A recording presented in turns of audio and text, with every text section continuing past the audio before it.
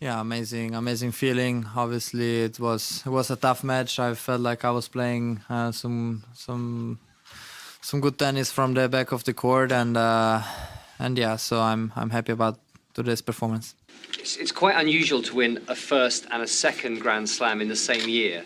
So which of the successes did you find harder? Was it harder to win in Melbourne or harder to win here in New York? I believe that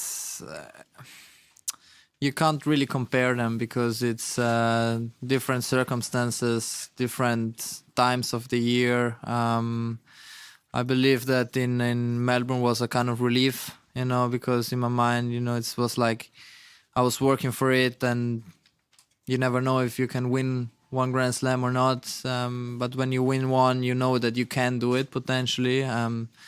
Here was difficult because also the pre-tournament circumstances were not easy. I felt like that I've grown, match by match, and that my confidence level went higher and higher at some point. But it was different because I had maybe a bit more pressure this time than in Australia. So I'm happy how I handled this one, and I'm just excited to have this trophy with me. Okay, Matt. Hey, Jannik, Matt Futterman for The Athletic. Congratulations. When you mentioned the pre-tournament circumstances, was there a point during the past 2 weeks where you were really able to sort of leave that all behind and sort of move on from it in a way? And what allowed you to do that?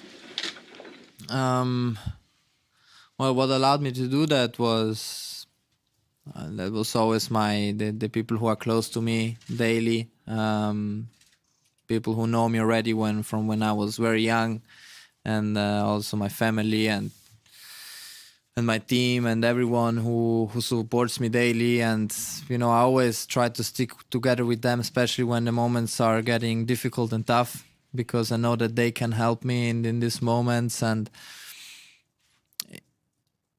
it was, and it's still a little bit in my mind. It's not that it's gone, but when I'm on court, I try to focus about the game. I try to handle the situation in the best possible way. Communication with the team in practice courts.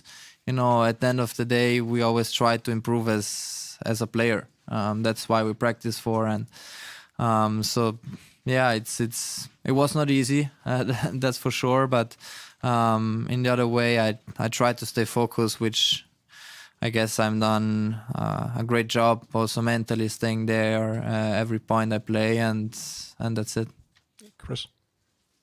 Jannik, congrats. Chris Otto with US Open. I just wonder how you feel about the fact that the Grand Slams in 2024 all went to you and Carlitos, and maybe the fact that the Big Three did not win a major this year for the first time in 22 years. Does it feel different to you now at these Grand Slams, given that?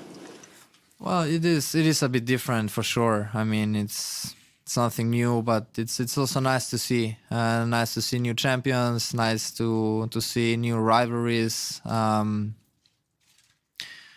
I always have players, and I will always have players who are gonna make me a better player, because there are gonna be times where they beat me. Then you have to try to find a way how to win against certain players. And also today we saw that not everything was perfect. I could have served a little slightly better, but this makes me realize that the work never stops. It's always a continue work, which at the end of the day, if you want to be a better player, you always have to work, and you have to have these daily routines, accept difficult times on court, and yeah, so it's good for the sport to have some new champions. Young lady in the middle. Jannik, you said on the court that it means so much because it hasn't been an easy period. I just wonder whether you could put into words how much you felt there's been a cloud hanging over you during the tournament. During tournament? Yeah. Yeah, it was. Well, it's difficult to describe everything, because me and my team and the people who are close to me, they know what what I've been through in the last months. It was not only 1 week before the tournament, it was months. And you know, in this moment, as I said before, I always try to close myself with people and understand also what happened, and then trying to accept it in a certain way. And when the work starts, I also try to enjoy. Obviously, it was very difficult for me to enjoy in certain moments. Also, how I behaved or how I walked on the court in certain tournaments before, it was not the same as I used to be. So whoever knows me better, they know that something was wrong. But during this tournament, slowly I restarted to feel a little bit more how I am as a person. It doesn't really matter how or what the result was. So this tournament for sure helped me a little bit, and yeah. So now it's good to have a small amount of time, a little bit off, and then to restart again from China. Willie. Jannik, you spoke about some of the challenges before this tournament and how you've dealt with them. How do you think you'll look back on this year, from the Australian Open to those challenges to winning the US Open? Yeah, it was a great run overall. For sure, winning the first Grand Slam of the year gives you confidence. It gives you, good feelings. But in the other way, it's you always have to work. You have to.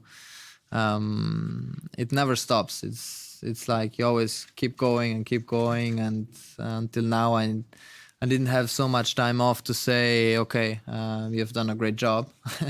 But yeah, it's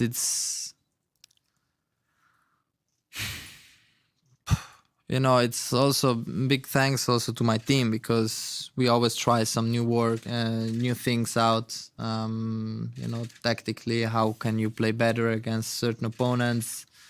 How do you work on certain shots, whatever you feel better or not? I was a lot in the gym because I knew physically I still had to improve, and I still have to improve a lot. But this is all part of sacrifices you make for an eventual future. So we will keep working. I mean, it's in my mind. I know that I'm not perfect, and I will never be perfect. But we always try to evolve in my game, and then after my career, I can say, okay, I've done everything possible to be at 100%.